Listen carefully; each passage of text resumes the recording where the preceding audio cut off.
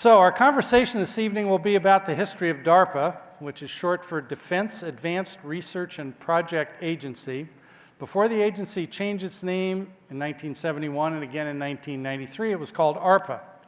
Their research teams developed the ARPANET, which was the network that we now know became the basis for the internet. We like to show off the artifacts that are in the collection here at the museum, and oftentimes that's some kind of machine or something like that. Tonight we have something quite different.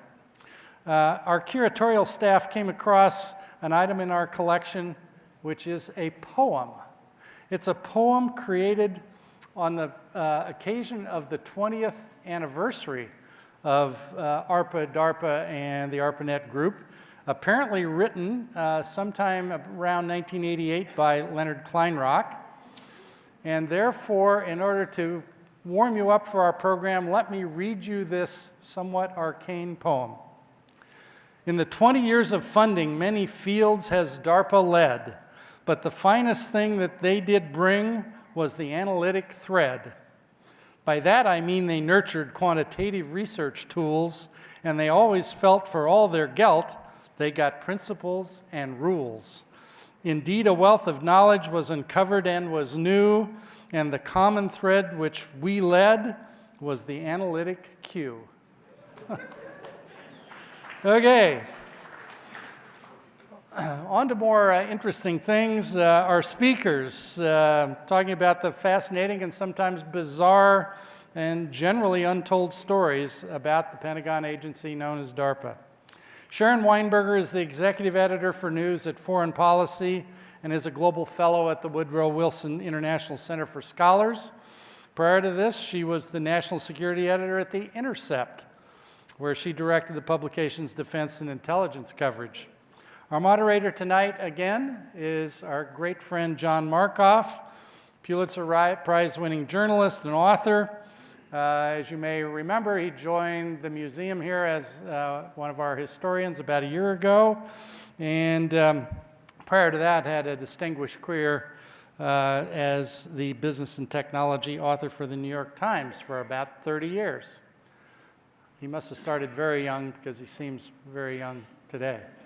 So please join me in welcoming both Sharon and John to the stage.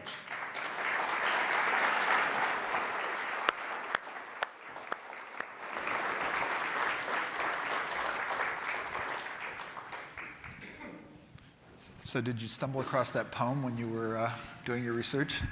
No, I have to admit that is the first time I have heard it. Yeah. So at this point, so you've been on book tour for about 6 months. Is this like the forever book tour? How does it feel? No, it feels great. I felt like I lost myself in rabbit holes of DARPA history. So when you come out of it after about 5 years, it's to get to talk about it is great. Yeah, the book came out in March, so we're at month 6 or 7. Yeah, yeah. So before we get into DARPA, so how did you come to reporting on the military? What was your path in?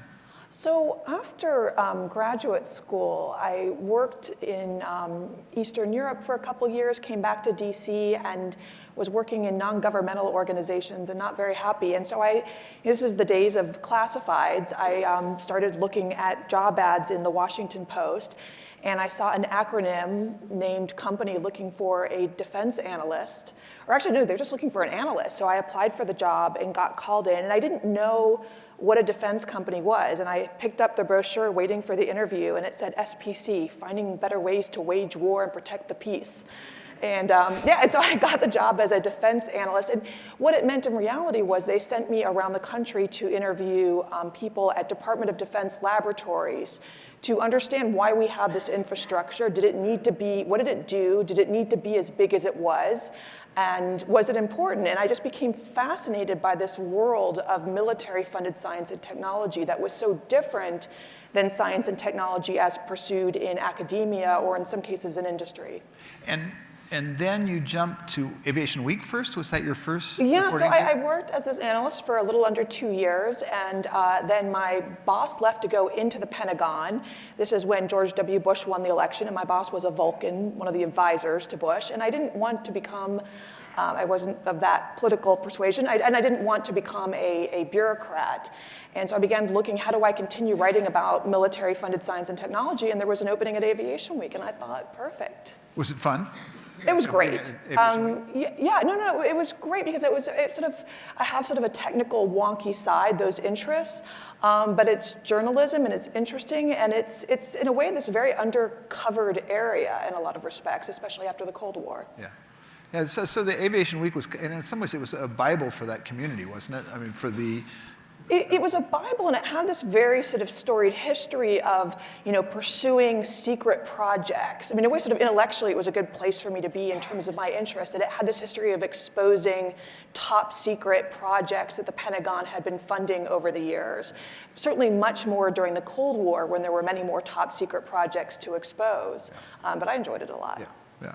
And so then I'm just thinking about your last job and your current job, going from the intercept to foreign policy. For me, it's a little bit like it's jarring politically from the outside, like from going from outside the belly of the beast to inside the belly, but maybe that's just the way it looks. Wait, from where to where? From like outside the belly of the beast to inside the belly of the beast. Which is outside of which is? I always thought of foreign policy as being more staid. Maybe I'm. Oh, from the intercept to foreign. Well, I mean, so. The Intercept itself had this very interesting history because, of course, it was founded by Laura Poitras and Glenn Greenwald and Jeremy Scahill, the first two of which had been the original publishers of the Snowden leaks, and then had gone on to fund this news organization, that was funded by Pierre Omidyar, still is today, to do national security journalism, but what they felt was sort of a critique of beltway journalism, to really do it from the outside with whistleblowers and leaks. And it had a kind of roller coaster history in its early days. And I was sort of brought in because of my experience in national security.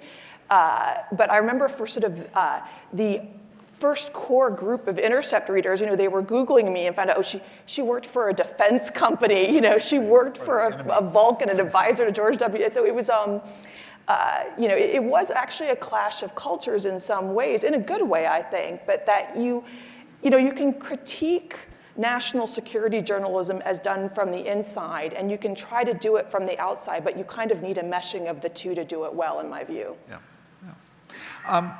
So if you Google your current book, the first thing you run across is Walt Disney. Are you aware of that? If you look for the Imagineers, it doesn't take you to, it takes you to Imagineering. I actually have not, I'm sure I've Googled the book, but I actually didn't see that. It's not, it is a Disney term. Yeah. Which is, a portmanteau of imagination and engineering. And I struggled with the name for this book a lot because this is not a hagiography of DARPA. It's not all of the great things that DARPA did. It's a critical history of its successes and failures. And so, it seems silly to think about it, but really trying to come up with a title of the book was quite hard because I wanted something to portray that it's an agency with a very mixed history of highs and lows. So sort of, the Wizards of whatever I didn't feel was an appropriate title. The Wizards of War, Wizards of Armageddon, where the wizards stay up late. There's a lot of books where that's an appropriate title. And so we finally came up, DARPA in between 2001 and 2009, under a particular director, had a lot of their conferences at Disneyland, which I once mocked in writing. The idea of having these, weaponeers at Disneyland talking about death and destruction. But it's sometimes made for odd imagery. Yeah. But so the book title was both a play on one of the critiques I have of DARPA, which was the Disneyfication of DARPA in the 2000s of trying to make it fun, and which in some ways, of course, it can be, but this is still weapons in war.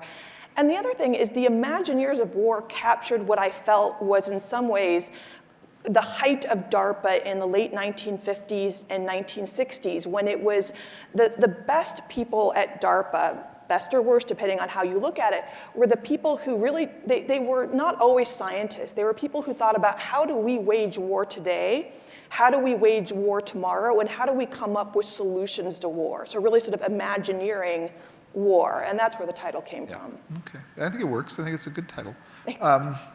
So, and then what brought you to DARPA? Why did you decide to write a book about DARPA? Well, I started covering the Pentagon as a journalist actually in August of 2001. And still with very much, I mean, obviously with everything that was going on starting in September of 2001, but I always had very much a focus on science and technology. And very quickly, you start to encounter DARPA projects, because DARPA is, for the Pentagon, one of the biggest funders of science and technology projects. But I don't think I knew them that in depth. And around the 2004 timeframe, I was at a briefing on Capitol Hill on future nuclear weapons, and a physicist in the audience asked the speaker, who was the head of a defense agency called the Defense Threat Reduction Agency, if ever there was sort of a euphemism, and asked him about a hafnium bomb, which was, as he explained, sort of a next generation nuclear weapon. And I sort of cornered the physicist after the talk to ask him about it, and he explained that DARPA, this agency I'd sort of heard of but didn't know much about, was funding a next generation nuclear weapon, sort of the idea of a nuclear hand grenade, a very compact nuclear weapon based on some very shoddy science. And I sort of became very involved in then following this project. Is this something you would throw? You would need to have a really, really strong arm. It was probably not that well thought out. Yeah. So I traced the history of that project. I did a magazine article for the Washington Post, and then I wrote a book about it, sort of a short book, because I just thought it was this great story of, not about DARPA, but about Pentagon science gone wrong. Why do you have, whether it's billions of dollars on missile defense or tens of millions on a nuclear hand grenade, how does a crazy idea, which in this case originated in a lab in Texas, go to becoming a multi-million or billion-dollar Pentagon program? And afterwards, one of the critiques that the director of DARPA, Tony Tether, had at the time was, he's like, you basically wrote a critique of the agency based on one project. And my response was, this was never a critique of DARPA. It was a story about the Pentagon. But it sort of launched me down the road of thinking about, well, if you looked, because DARPA is touted so much for its successes, and then sometimes, as I did, mocked for its failures. And so I really began to think about, well, suppose you looked at the history of the agency. Is it as successful as it claims to be? And if so, how did it get to be that way? And that's what started me down the current road. And so the connection, your previous book was Imaginary Weapons, and then this is Imagineers. I had the sense, here are the tools and here are the tool makers. Was there any of that kind of connection? Or was there a path from your first book to your second? I think the path from the first book to the second was, the first book was about thinking about, why do projects go wrong? Why does the Pentagon spend tens of billions, I mean now, really hundreds of billions of dollars on missile defense over, several decades that does not work that well, or at least not as well as they would like it to work? Or on a smaller scale, why develop a nuclear hand grenade that you can't really throw very far? So the road was looking at the bigger question of a Pentagon agency like DARPA as an institution. What really is its legacy? Because so much of what they put out, I mean, they do have some great successes, undoubtedly. I don't think this museum would be here today without ARPANET Internet. But they also have some failures. And really what I wanted to do was to go from one small failure to looking at the big picture of successes and failures. What is the final reckoning? What is the final accounting? And that was my question. Okay.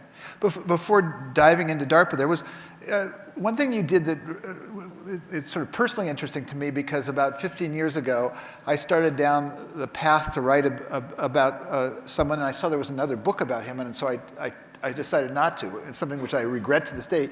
There was an earlier book on DARPA, but you can't. Were you aware of Annie Jacobson's book, and how did it affect you? I was aware of it. I have to. She's done some interesting work on military science and technology. She did a history of Area 51 that had some interesting conclusions about sort of conspiratorial ideas of Mengele and Stalin and what they might have done it. It's a little bit of interesting things, but she's a wonderful storyteller, wonderful narrative. And I think when I was about 2/3 of the way through the research for the DARPA book, one of my sources, who was a daughter of an early deputy director, a key figure in the book, told me she'd also been contacted by Annie Jacobs. It's like, oh wow, there's two people working on a DARPA book. And in the end, I think it actually worked out really well. I think Annie had her take on DARPA, which was much more sort of an evolution of sort of the Cold War with some of DARPA's projects thrown in, and a very good story, but didn't really look at DARPA as an institution. She interviewed a lot of people who sort of surrounded DARPA, but didn't speak to any of the directors. I don't think her focus was on the people inside DARPA, but more the people outside. So it presents an interesting view. But from my perspective, it was great because the publisher said, well, let's, as you said, what do you do when there's 2 books coming out at the same time? My publisher said, let's slow down and put, at least a year between the books. And what that did for me was I suddenly ended up spending more time in archives. And as I discovered halfway through the book, one of the questions I faced early on from people involved in DARPA is how will you deal with DARPA's classified work? Which is a good question. A lot of it, there's histories of CIA and NSA that have been written. But it turned out that about 100 boxes of classified materials had recently been reviewed and were open for review at the National Archives, taking us from DARPA's earliest days in 1958 to 1975, top secret documents that suddenly I could review. I mean, that nobody else had looked at. Nobody else had looked at. That's great. And as we talked about earlier, you can just lose yourself in an archive. But it was, to read a memo that a DARPA director wrote, so in the days before email, you're writing all your thoughts in these 10-page memos from 4 or 5 decades ago was just wonderful. Yeah. That's remarkable. So yeah, that really differentiates you. So what was hardest in your reporting? What was most challenging? Initially at the start, what I thought was going to be the most challenging was getting people to speak with me because I was never regarded as a friend of DARPA. I wasn't someone who was writing the top 10 best DARPA projects ever or the coolest DARPA projects, the sort of things that often go on the tech websites. I wasn't necessarily looked at as an enemy either, but I think people were very suspicious, especially because my first book was a critique of a DARPA project.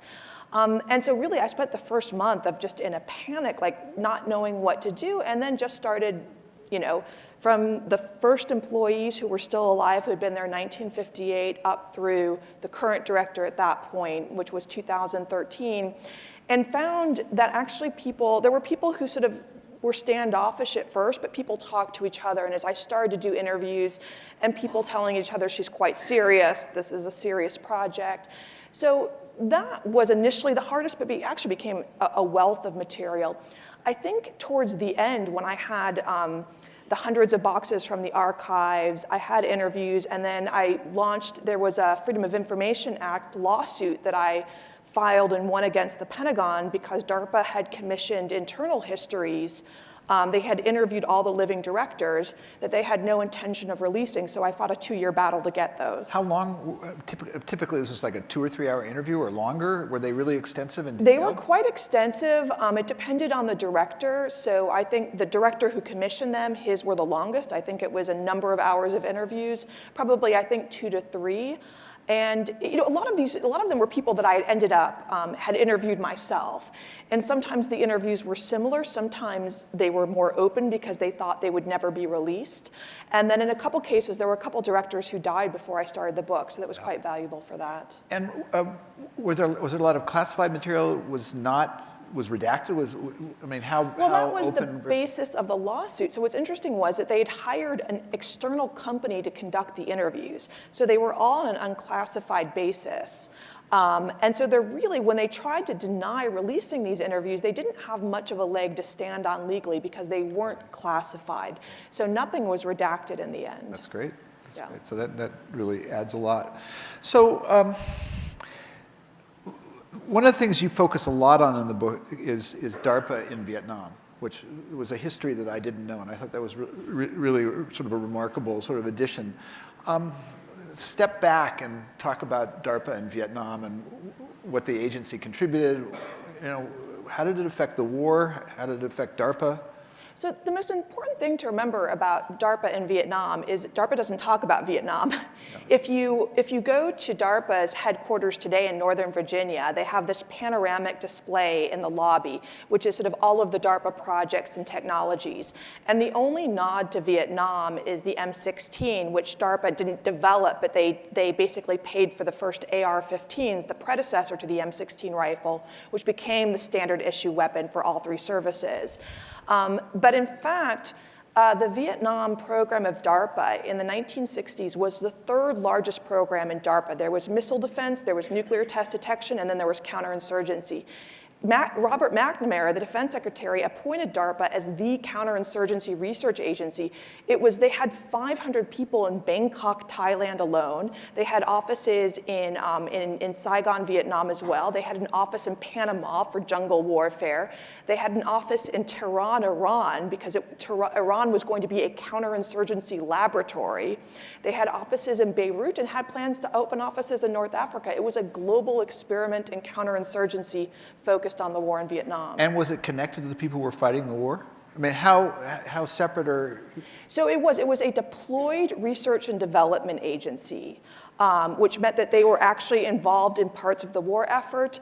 I mean, so to go back for a moment to DARPA's history and how it ended up in Vietnam. So DARPA was founded in 1958 as the nation's first space agency before NASA. It was going to help, the Soviet Union in 1957 launched Sputnik.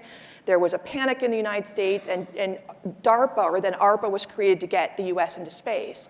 And that is what DARPA, when it tells its history today, it tells its history as a space agency. But in fact, it was only in the space business for about a year and a half. NASA was formed, so the civilian projects went to NASA, and then DARPA lost a bureaucratic battle and lost the space program. So the first director left in a huff. He was furious. And he basically had this agency that probably was going to be shut down.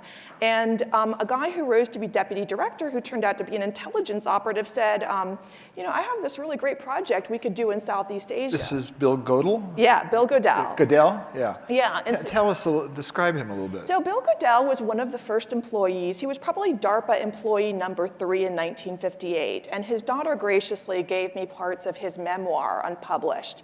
And he is a fascinating character. He was this rising star of the intelligence community in the 1950s. And he had been put at the National Security Agency when the Soviet Union launched Sputnik. And the intelligence agencies, he had been a liaison to NSA and then to CIA. And in 1958, DARPA is formed, and the CIA's nation satellite program, Corona, which was going to be the first Earth imaging satellite, got brought into this young defense agency. And basically, Godel was sent over to sort of keep an eye on the intelligence community's interests. And he had he was not a scientist or a technologist. Was he a spook in the kind He was a classic spook. He was an ops guy.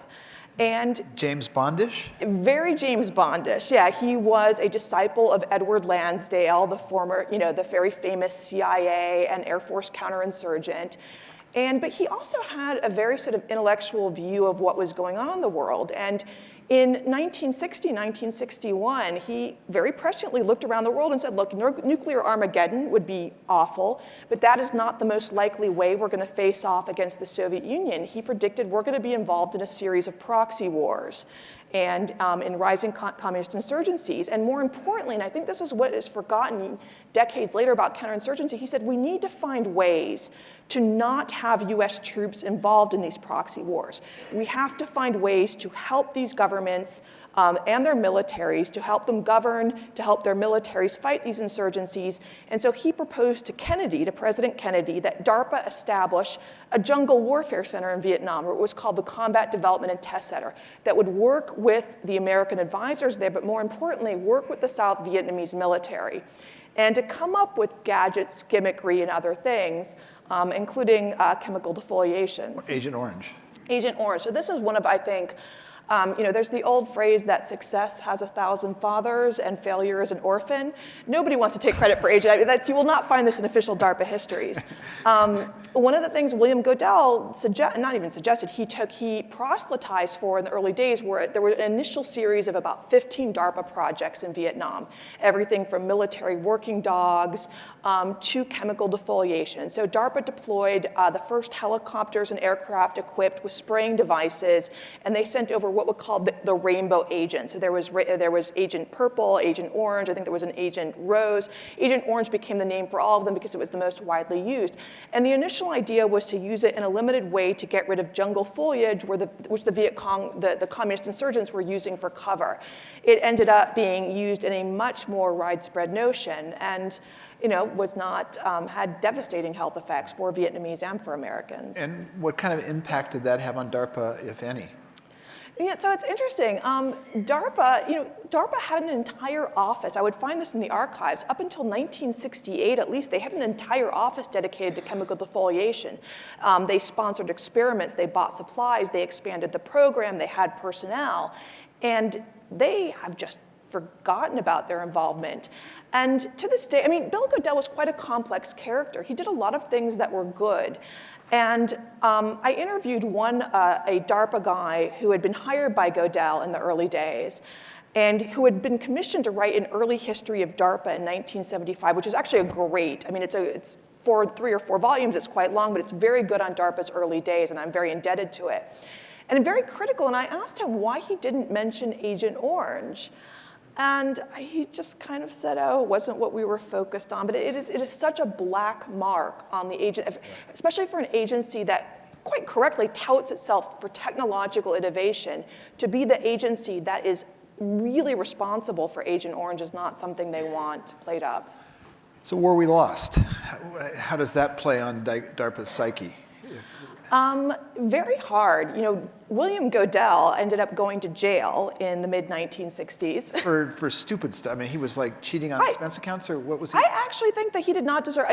So McNamara, CIA looked at Godel and at DARPA as competition in the programs they were working on.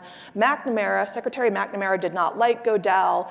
Godel was a backer of President Diem, who of course was assassinated, and he fell out of favor. Lansdale fell out of favor. The original counterinsurgents were being pushed out. And basically, Godel was an intelligence operative at heart. He was used to you take cash and you spend it on bribes and what you need. So McNamara turned around and just audited all the accounts. And there was missing money. So I looked at the court records quite extensively. I don't believe Godel stole any money. There was an accounting guy who probably did. But he went down for it, went to jail for a few years. So he was interviewed. He gets out of jail in the late 1960s. And this guy who wrote the early institutional history on DARPA interviewed him and talked to him a lot about the Vietnam program. And he said, can you name one success out of the Vietnam program? And Godel said, none. Of course, there were some successes, technological successes, but the point was well taken that if the goal was to stop the introduction of US troops, the DARPA program failed. Of course, it failed for reasons beyond DARPA's control, but it was nonetheless a failure. And so what about that framing idea today that DARPA's purpose in the world is to help the country avoid technological surprise? Is that I think that's imaginary. Different DARPA directors have different opinions on that. One of the DARPA directors that I interviewed most extensively was Stephen Lukasik, who was one of the longest serving directors in the 1970s, and he sort of agrees with me on that point. I even at one point tried to look, there's this idea that DARPA was created to stop technological surprise. Well, there's 2 things we know for certain. Sputnik was not a surprise to anyone in the intelligence. They knew that the Soviets were going to launch a satellite. There was a lot of timing. It was really not a technological surprise. The idea that DARPA was created because we were shocked about Sputnik, it was created for political reasons, that basically that Eisenhower was being hammered because the Soviets got to space first. He needed to do something that showed he was taking action, and so they consolidated space programs in a new agency. But this term, technological surprise, never shows up until about 2 or 3 years after DARPA was formed. And I don't think that's why it exists today. So there are these myths. The other thing that came out of Sputnik is a huge STEM push in America. It had this huge impact on the country, whether it was a surprise or not. So DARPA, are you suggesting DARPA didn't come out of Sputnik? DARPA came out? Oh, it definitely was a response to Sputnik, that there was a lot, there was a lot of political pressure. And because it was a wonderful political football, like look what the administration has done, look at what the White House has done, President Eisenhower didn't act appropriately. There were congressional hearings over it.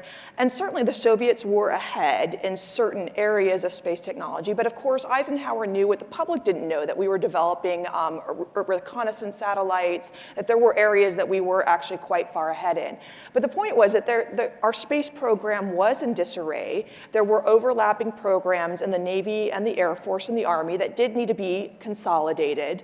The creation of DARPA was very effective in that first year of just pushing launches forward very, very quickly and doing it effectively. So it really did come out of Sputnik. But the idea that the scientists and technologists of this country were really that shocked by Sputnik is it's quite a bit of a myth. Okay. But, we talked, I'm going to jump around a little bit now because it sort of relates. We talked a little bit about another DARPA effort, which was the Strategic Computing Initiative. And I'm thinking about it in the context of what's happening now in China, where China has announced that they're going to spend $1 trillion on artificial intelligence. And it doesn't seem to have rung any bells in the United States. Early on, I don't quite remember what the relationship was between the Japanese fifth generation program and the Strategic Computing Initiative. Was it one a response to the other? Yes, in theory. So the Strategic Computing Initiative was DARPA's push for artificial intelligence in the 1980s. And basically the computer networking was going full speed ahead, but they wanted to have a real influx of funds. And so the DARPA director at the time said, if we really want to sell Congress on $1 billion program, we have to do two things. We have to say a goal. The goal is to create artificial intelligence, and then we have to really scare them. So there was, as you mentioned, the Japanese computer program. So it was convenient. Yes, it was very convenient. So they went to Japan to look. And in some of these interviews that I got through the Freedom of Information Act, Robert Cooper, who was then the director of DARPA, and really like a very outspoken guy in the best way, he's like, yeah, we just played it up for all it was worth. He didn't say we lied. He did say that we exaggerated, and we told Japan was going to overtake us, and they weren't. They were doing interesting work, but they knew they needed to create an enemy or a threat in order to get $1 billion from Congress, and they did. And so when I see pronouncements today about China's artificial intelligence, and Eric Schmidt talks a lot about this in some of the recent talks that I've seen him give about how the Chinese have these goals for 2020 and 2025. I'm not saying that's not true, but I see echoes of that, of what DARPA did in the 1980s of playing up Japan. Well, maybe that's effective, if you want to get interest in funding to an area, but I'm always a little bit wary of saying, some country is so far ahead without seeing the proof of it. Yeah, but it's also tied into, sort of to shift to the Pentagon at large and go away from DARPA. Our military strategy was shaped over decades by these offset strategies, that we were going to use technology to offset a military advantage from Russia, actually. There was the first offset, the second offset. The third offset is also supposed to be AI-centered, I think, to a large extent, isn't it? And yes. If China, in fact, is doing better than when you're suggesting, it may be very difficult to get that offset. It may be, but again, you have to look at what, first of all, artificial intelligence, this term that seems to be sort of engulf everything these days without people being specific about what it means. Welcome to Silicon Valley. Yeah, no, exactly. So when people say that China is ahead or going to be ahead, I think it is important for all of us to really ask, what does that mean? In what areas? Does it really affect the military? If so, how so?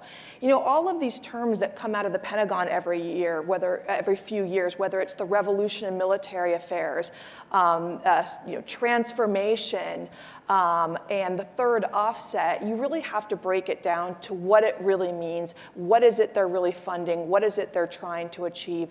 I personally, I don't know that ever there was a golden age, but I see a lot more of buzzwords and a lot less of real hard facts and strategic vision in the latest years when it comes to technology out of the Pentagon. Was there a DARPA? Well, first, let me ask you, ARPA, DARPA, what what was DARPA about? I mean, it started as the Advanced Research Project Agency, then it became Defense Advanced Research Project Agency. What was going on? So the original name was simply the Advanced Research Projects Agency. As the nation's first space agency, its founding directive was actually quite vague. It didn't even mention space. It said to do those projects as directed by the Secretary of Defense. And so that was just its name, ARPA. And there's another myth along with technological superiority that's developed around DARPA is that the D was added to emphasize defense and not commercial, not dual use. In fact, that's a complete myth. What happened is that after the Pentagon papers were leaked, Nixon was trying to retaliate against the Pentagon and was cutting billets, cutting positions. And the Pentagon did what every bureaucracy does to protect itself, which is trying to find ways to hide positions. And so there were a number of agencies that were attached to the Pentagon, and by making them independent, and so it added the word defense, so it became the Defense Advanced Research Projects Agency, no longer under the Office of the Secretary of Defense, but its own, it's still linked to the Pentagon, and that was a way to protect the billets, to protect the number of positions, and that's why it became D.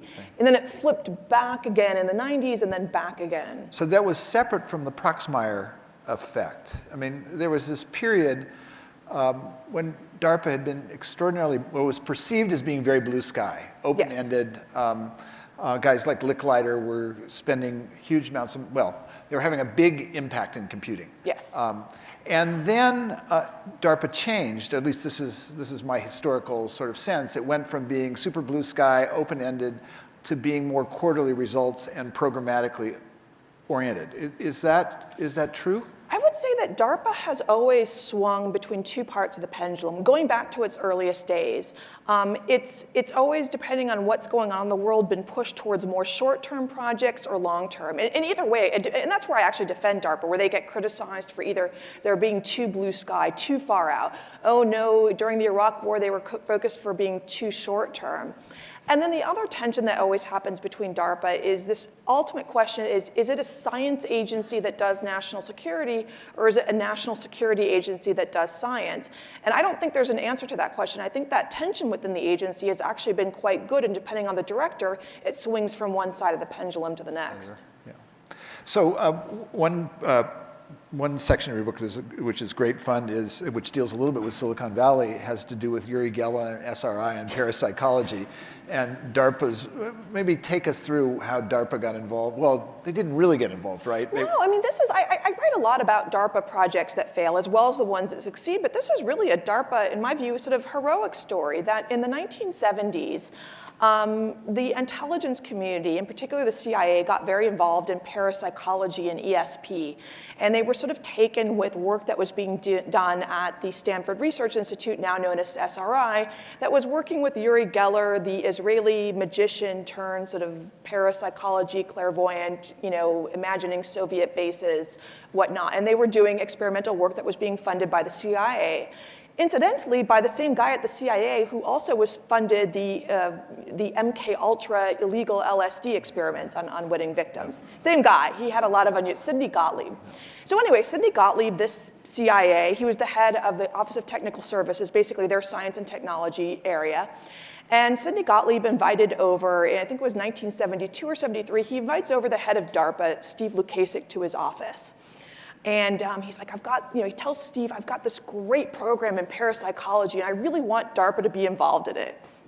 And Steve Lukasik, he was an open-minded guy, and he's like, I kind of thought it was bullshit, but I'll look at it. And so he appointed, they kind of looked in DARPA, like, who do we have who has experience in this area? And they had a guy who was involved in psychology and computer science and he was a very new agey guy. He was into biofeedback and all that. Yeah, he was a big character. And so they said, okay, you have an assignment for the next year. Go check out all of this parapsychology and find anything that works. And so this guy interviewed him, and he's like, I had the best time. I met witches. I went to a parapsychology conference in Scotland. He's like, it was wonderful. But one of the things he did was he was asked to go out to SRI to look at this work with Uri Geller. And so he brings with him a couple people. So he goes out, and he's a scientist. He brings out a scientist from the Northwest who's named Ray Hyman. I used to run with him. Oh, okay. He's a psychologist, and he's a skeptic. Yeah, he's a skeptic. Involved with the skeptical inquirer. And more importantly, Hyman was a magician also, sort of an amateur magician. Right? A very good magician. Apparently, yeah. So he brought this guy, and then he brought a guy, Van de Kassel, who was a sleep studies guy who really believed in parapsychology. He believed in what do you call it, prophetic visions. Okay. And so basically, it was he himself, a skeptic and a believer, but all three scientists. And they go out to Stanford Research Institute to look at these wonderful experiments with Uri Geller, and it was just a disastrous day. Uri kind of did his shtick. He had these things that he did. He would try to move, a needle on a compass by X number of degrees. And, they would point out that some of these are just old magician tricks. And so they came back, and, they said that DARPA should not fund parapsychology work. The CIA was very disappointed. And the CIA continued to fund this work for a number of years with congressional support. They had some fans in Congress. So, writ large, sort of big picture, talk about DARPA in the Valley. If you stood back and you look at all the stuff that's come out of Silicon Valley, what kind of responsibility or influence do you give DARPA? A lot. I mean, so much has changed. I mean, if you look back at the early work that DARPA, then ARPA did in the early 1960s. I mean, so let's take us back to 1962. Of how DARPA got involved in computers and computer science to begin with, which is almost sort of a weird story that there was a high-level panel advising the Pentagon about the psychology, the technology of human behavior, looking at psychology, and it motivated, out of all things, was very motivated about concerns of reports of brainwashing from the Korean War. That the communists had developed some new weapon. So there was a high-level panel from the Smithsonian Institution, classified panel looking at the psychology of human behavior, what psychology can contribute, and one of the areas they looked at, along with brainwashing, was about man's interaction with machines, and what is the future of that. And so they came out of it and advised the Pentagon to establish a couple things. One was a behavioral science research unit, which ended up going to DARPA, and the other was research on man-machine interaction, which also ended up at DARPA as command and control. DARPA ended up hiring a psychologist named J.C.R. Licklider, who had very little interest in behavioral studies and a lot of interest in computers. He had this very messianic vision that he was going to transform how people interacted with computers. He saw the future of time sharing, of personal computing, and pushed this vision very hard at DARPA in the 1960s, established their computer science program, and began funding essentially centers of excellence around the country. That eventually developed into ARPANET, computer networking, and a lot of the technologies and industry that we see today. But they were the biggest, you don't have that now. You can't compete with what goes on. But in the 1960s, DARPA was the biggest game in town for computer science. So I want to come back to that, but just while we're on ARPANET, do you have a view on, there's been a long debate about whether ARPANET was created to survive a nuclear war, or was that what was the design imperative that led to ARPANET? It depends who you talk to. So the two competing, there's sort of the myth that ARPANET, the predecessor of the internet, was a nuclear, a survivable command and control system. And that is a myth. But why ARPANET was developed and what it was developed for depends on who you spoke to. So Licklider, sort of godfather of the ARPANET, he had a very, he came out of the SAGE computer system, which was basically one of the first examples of time sharing, trying to track, incoming Soviet bombers, and you need a computer system to help you make decisions in real time. But his vision was not about nuclear war. It was about the future of computers and people interacting with computers and how computers would become an extension of our decision-making process, which is very much true. But the guys who assigned the task to DARPA really thought it was about nuclear weapons. I interviewed Harold Brown, who went on to become Secretary of Defense, and he was the chief technologist at the Pentagon who assigned the task to DARPA. And he's like, yeah, I was worried about command and control of nuclear weapons, and that's what I thought they were working on. If you ask the DARPA director at the time, he's like, yeah, we were concerned about command and control of nuclear weapons.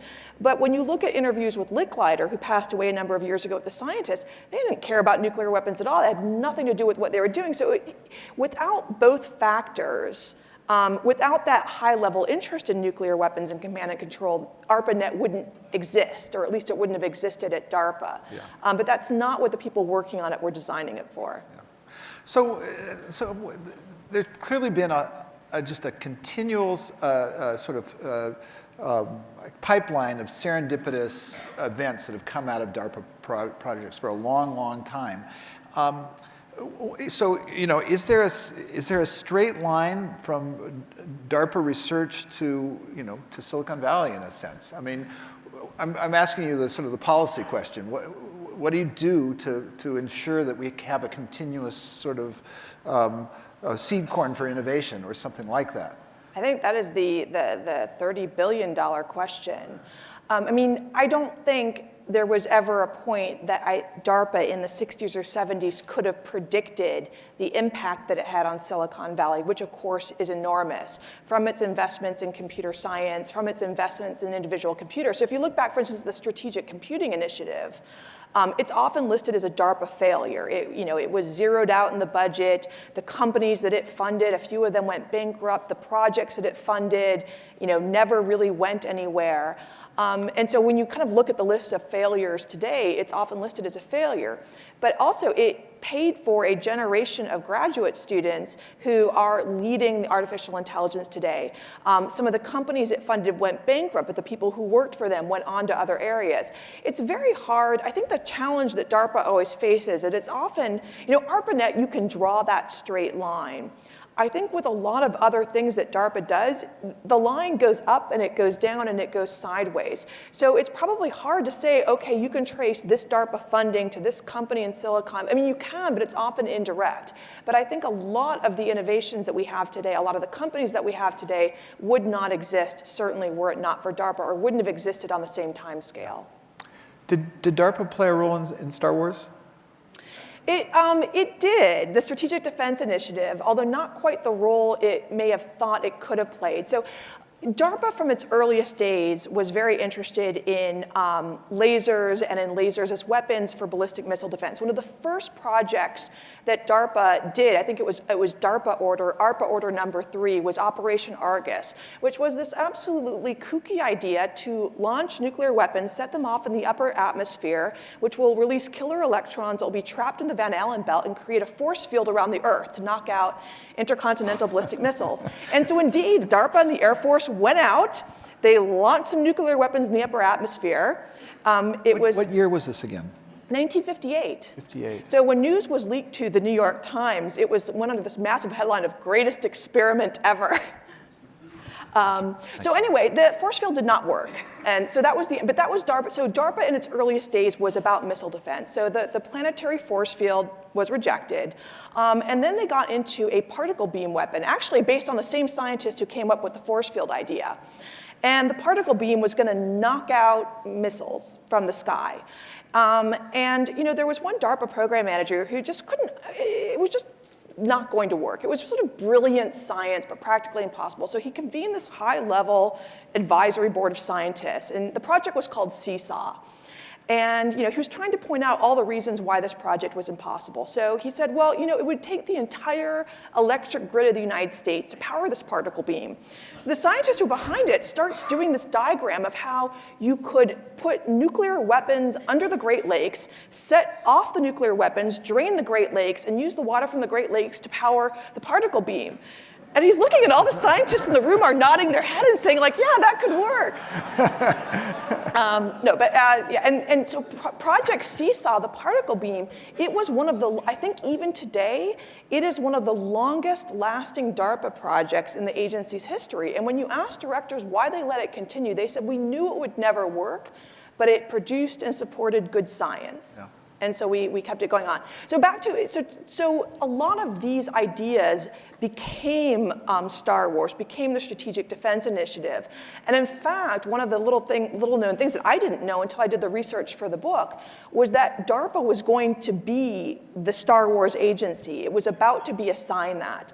And the director at the time, he held an offsite with the program directors, and he said, we're going to take a vote, but this is going to destroy the agency. We're going to become the Star Wars agency, and it will destroy everything else we do.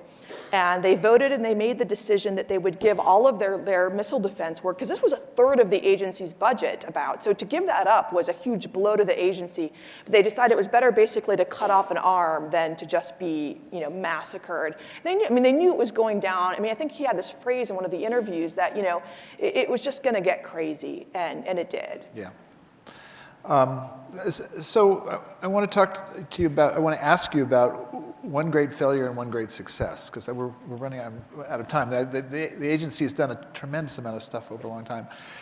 Tony Tether, who was a DARPA director, came in, and shortly after 9/11, he brought in the president's former science advisor, John Poindexter, national security advisor, not science advisor. And Poindexter, who was a felon who had been involved in Iran. The conviction was thrown out. Was it really? It was, yeah. Okay, so for a while he was a felon. Yes. He basically undertook this project called Total Information Awareness. Which I think you were the first person to write about. I did break that story twice, actually, before, but that's another long story. Is there a straight line from John Poindexter to Edward Snowden? So that's an interesting question. I actually, another of my colleagues, Noah Schachtman, who writes a lot on these issues, we still argue about this to this day. I think there are people involved in it. I'd be interested for your perspective who would say yes. So John Poindexter, convicted over Iran-Contra. Let's go back in history. So John Poindexter was the national security advisor to Ronald Reagan, convicted under Iran-Contra. What people often forget about him is he was a physicist. He is a physicist, he's still very much alive. Very brilliant guy, very interested in technology, in computers. And after Iran-Contra, he was convicted, the conviction was thrown out. He sort of fades into Washington technocracy, but continues working as a contractor about how we can use data to predict terrorist events. So September 11th rolls around. He was working as a contractor for DARPA, and he and a colleague of his go to Tony Tether, the director of DARPA, and say, literally it's days after 9/11, we have a Manhattan Project for counterterrorism. And he puts up this briefing slide that he gives me years later. And it was for total information awareness. And there was going to be an unclassified project looking at data and predicting terrorist events. And there was going to be a black project, a classified project that would be the real hardcore NSA type stuff. John claimed to me when I interviewed him years later that the black program was never implemented. I have no evidence to really contradict it, other than it was on the briefing slide he gave me.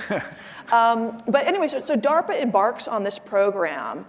They introduce it publicly at Disneyland with John Poindexter speaking on it. And I think it was shortly after that your first article was published on it. There were people at that meeting who were so alarmed by that presentation that those slides got to me. Yeah.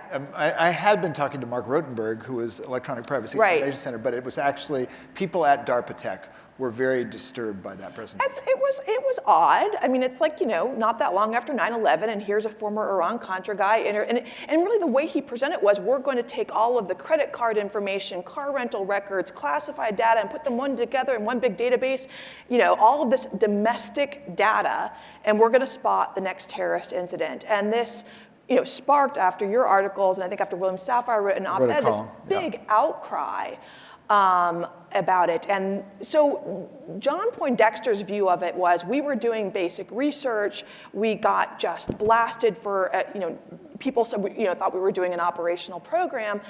But John's defense of it, which I think he's very, he has his views on it, was that what happened was that Congress shut down the program, and all of the work they were doing on, on prediction was moved over. It was made black, classified, and went to the National Security Agency. And he said the only program that wasn't picked up was our privacy protection work. Now, I think he's very misguided in how he looks at that, in that the way he interprets privacy is not the way that privacy advocates interpret privacy. They were looking at anonymizing the data as the computers are searching it. For many of us, we just don't want our data collected. Yeah. The fact that only computers see it doesn't really help us that much. Is there a direct route? So some journalists argue yes. I think DARPA contributed to it, but NSA was well on its way to the path it was on to Edward Snowden. So Tony Tether, whether that's a great failure or not, we can debate, but also Tony Tether was the DARPA director who sort of launched the Grand Challenge events that led to this, wave of autonomous vehicle technology in the world. What's ironic to me, in a way, is, that came because Congress had given this mission to the Pentagon to make, was it more than half of the military ground vehicle fleet self-driving by 2015. Obviously, we haven't made that. And he saw that the traditional military industrial contractors were not making great progress, and so he came up with this idea of having these events where anybody could participate. Yeah. And, so what's your take on Tether's? It was a great project. I mean, as much as total information awareness was a failure, I mean, whether it was a technological failure or just a political failure is up for debate. But this was really a great idea. And he even talks about this in these interviews I got from the agency about how they needed something to sort of distract attention away. I mean, I don't think that was not the primary motivation, but it certainly helped the agency a lot. They're like, we need to get away from this, vision of surveillance. And so he really had this idea that all of the technology needed for self-driving cars was out. It wasn't you needed to invent something new. DARPA for years had been funding robotics and artificial intelligence work, computer science. There was a lot of work going out there. And the barrier to entry was not high. You didn't need to have a lot of sophisticated equipment, but no one had really motivated people to put it all together and actually demonstrate that a self-driving car would work. So they jumpstart this program. It's basically a contest, initially $1 million contest. And it was going to be driving from California to Nevada, if I remember right, the first race. And I think in the first race they get about 9 miles? 7 miles, yeah. And again, I give him a lot of credit for saying, you know what, we're going to do it again. We're going to do it for $2 million again. And the next time it did work, and the winner of that was hired by, I mean, it became the genesis for all of the self-driving car work that's going on now. What's interesting in light of that experience is, they then came more recently in 2014 and had this rescue robot event, which also turned out to be a big failure. And they haven't done the same thing. They haven't redone it again, because that was ground truth on where robots are. And robots were sort of in the same place that cars were in 2004. So it would be interesting if DARPA would sort of try it again? It would be. I guess my view of that was the way Tony Tether thought of the Grand Challenge really was quite good, where he really said, all of the basic technologies are there. What you need are for people to put them together. What I've seen of the robotics challenge, which was these, sort of humanoid rescue bots, is first of all, that's not really what's driving the robotics industry. I'm not sure that a humanoid robot, a two-legged thing, is really what we need or what the market is driving. It's also much harder. We don't have all of the component technologies. I don't think that one was as well thought out. I think it was interesting. It demonstrated some things. It got people excited. I think that they haven't done it again because they realized it didn't quite achieve what they wanted it to achieve. A question about Tether psychology. I mean, one of the things that Tony Tether's era as DARPA director was characterized by is a real break with the university community. DARPA had been very close, and under Tether, more work became classified. The university spigot just was shut off. Did you see anything in his discussion? I feel like I'm coming off as Tony's biggest defender these days, even though traditionally I've been his biggest critic. I actually think his defense of that, I think that was around so he was criticized for cutting off a lot of the computer science work. And he came back and shot back at his critics very hard, went to Congress, and said, look, I don't fund people just for being good. I ask, what are you doing lately? What are you going to achieve? And I took away work from computer science departments that weren't showing results and put it into interdisciplinary areas. He actually successfully showed that he actually wasn't shifting money away from academia per se, but shifting it away from things that DARPA funded. And again, this is always the back and forth of where DARPA goes. One of the directors who's considered one of sort of the agency's greatest directors is George Hallmeyer from the 1970s, who got the first stealth prototype going. He basically cut off a lot of DARPA's computer science work, because again, he was of that idea, you need to show results, you need to have it on a time frame. And I don't think you can have DARPA without the tension between the two. You need directors who allow the blue sky research, but then you also need directors who come in and say, where are the results? Because if you only have one or the other, you never get the blue sky and you never get the results. So I think that back and forth is okay. It's okay to have a director come in and shake things up. DARPA is not the National Science Foundation. It probably shouldn't be supporting things for 10, 20, 30 years. There's other agencies in government, other funding institutions that do it. So DARPA of the future, or where DARPA is going next, in 2014, the Obama administration announced this BRAIN initiative with a couple of goals. One goal was to be able to read from 1 million neurons simultaneously. But the other goal that always is made, and this is DARPA's part of that, is to be able to write to 1 million neurons simultaneously. And that takes us, so DARPA has made a great deal out of brain motor interfaces. They've done really amazing work for injured veterans and stuff like that. And yet, if this technology works and they actually are able to insert thoughts, and I mean, that's the stuff of science fiction, yet they're actually spending money to move in that direction. Did you get a sense of where they might be going with that technology? Well, I mean, where they're going and where they say they're going are two different things. And a lot of it is how it's packaged. So going back in DARPA's history a little bit, so George Lawrence, who was actually the DARPA program manager involved in debunking the parapsychology work, what he also did was he started the first DARPA funding in brain-computer interface, which was basically very crude when it was done in the 1970s, of putting sensors to detect neural signals that you could then use to move a cursor on a screen. That work was done. It really laid the groundwork, along with the National Science Foundation, of the first work in brain-computer interface. DARPA moved away from this area. In the early 2000s, DARPA moves back into this work, and this is stuff under Tony Tether now with neural implants, with the monkeys that could move joysticks just by thinking about it. And once again at Disneyland, Tony Tether, the director, gets up and starts talking about how we're going to be controlling armed drones with the human mind, and really into this sort of very science fiction-y inserting thoughts. After total information awareness, this gets a lot of pushback. DARPA starts to scale back some of its, how it describes this. And like a lot of DARPA programs, it simply wraps up. Around the time of the Obama Brain Initiative, DARPA goes back into neuroscience. This time, they're not talking about brain-controlled drones. They're talking about post-traumatic stress disorder and traumatic brain injury, treating people how to recover memories, how to deal with PTSD, how to help the injured brain. And this work was just starting up again as I was finishing the book. And I interviewed, and I think I put it in the epilogue, I interviewed the guy who was the head of this office doing the neuroscience work. And I said at the end, I just asked him this question. I said, because it was clinical research on humans about treating people, treating the injured brain. And I said, well, would you ever classify any of this work? And I expected him to say, oh, no, we would never do that. And he said, sure.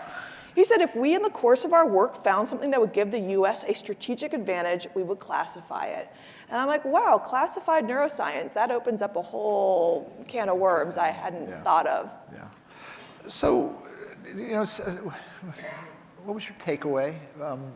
DARPA's impact on America? Do you have a perspective? I do. I have two. One is so that the ultimate reckoning I was trying to come up with is DARPA a successful agency? Absolutely.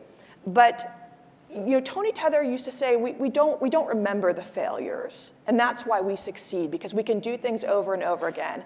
And one of the takeaways that I came out with at the end of the book is, oh yeah, the failures matter. That Agent Orange matters. The failures in Vietnam matter. And if you're going to hold up the successes of ARPANET, which is an astounding success, if you're going to hold up precision weapons and stealth aircraft and personal computing, you also have to consider the failures, because the failures, they don't just go away.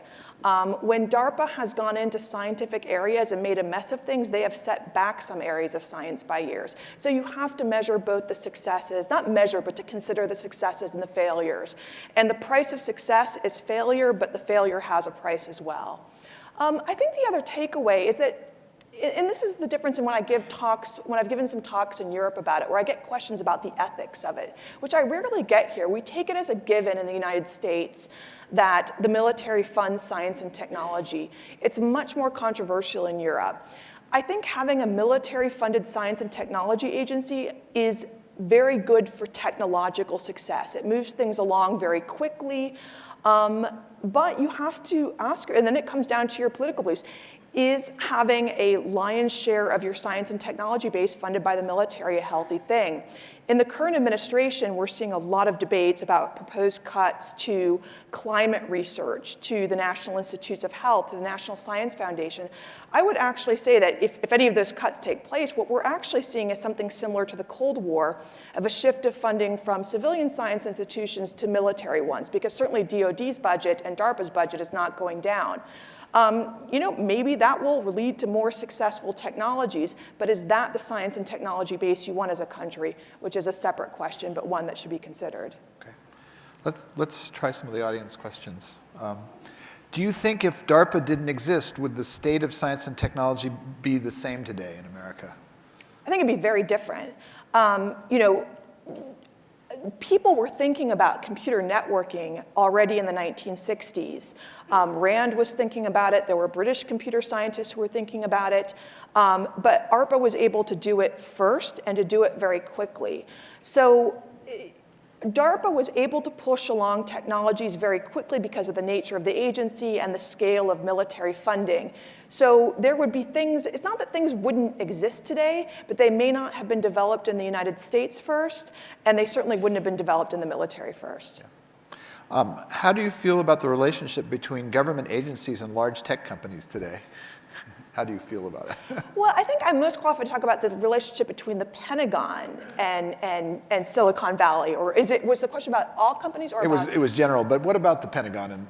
So the Pentagon is very confused about how to deal with Silicon Valley today, and they don't quite know what to do. So they established this office called DIUX. It has offices out here in Austin and Boston, to give sort of small-scale contracts to work with Silicon Valley. But the problem is the funding, the science funding that the Pentagon can bring to bear today is such a small drop in the bucket compared to what's already going on in Silicon Valley. It's hard for them to influence the direction. And the way military procurement works is so different on the time scale of the way Silicon Valley works. They almost just don't know what to do with Silicon Valley. I had heard that DIUX was the last Secretary of Defense wanted to change the contracting process, and DIUX was his. There have been, everybody wants to change the contracting. Every few years, someone reinvents an office and calls it, I think in the early 2000s, it was the Office of Force Transformation. And before that, it was something else. I think that the DIUX is doing some interesting work, and I think it will be dead in a few years, and they'll open some other new office. Is DARPA spending up or down? Which way is the budget going? So it is ticking back up right now. So traditionally, DARPA has been tied to the overall DoD budget, the Defense Department budget. So when the Defense Department budget goes up, so does DARPA's fortune. So of course, we have now been at war for 16 years, and we've had mostly increasing DoD budgets.